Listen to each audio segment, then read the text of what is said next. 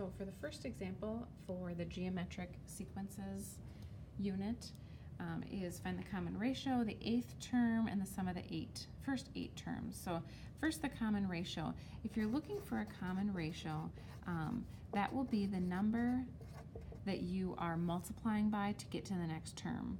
Sometimes it's easy and make it very easy to guess, like times 2 every time or times 3 every time. But if it's not easy, like 10, 9, 81 tenths, like that might not be obvious.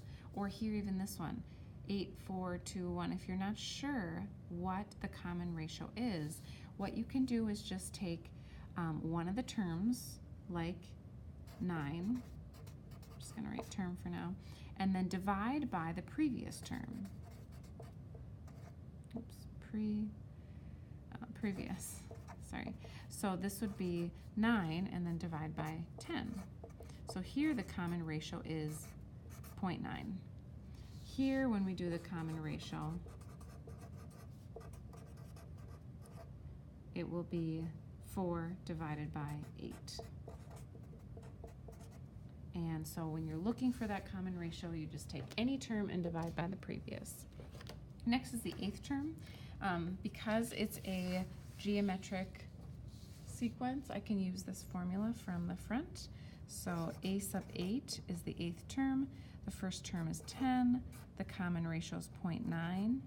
And then I would plug in 8, because I'm looking for the eighth term, 8 minus 1, which is 7. So it'd be 10 times 0.9 to the 7. And if you type that in, you end up with 4.78.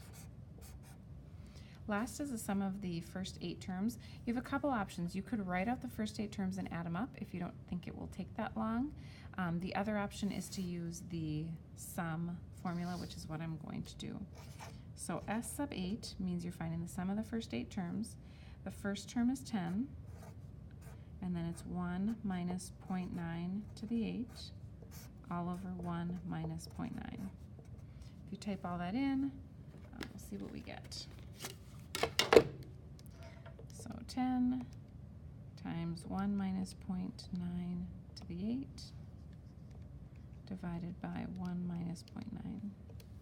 And it ends up being 56.95.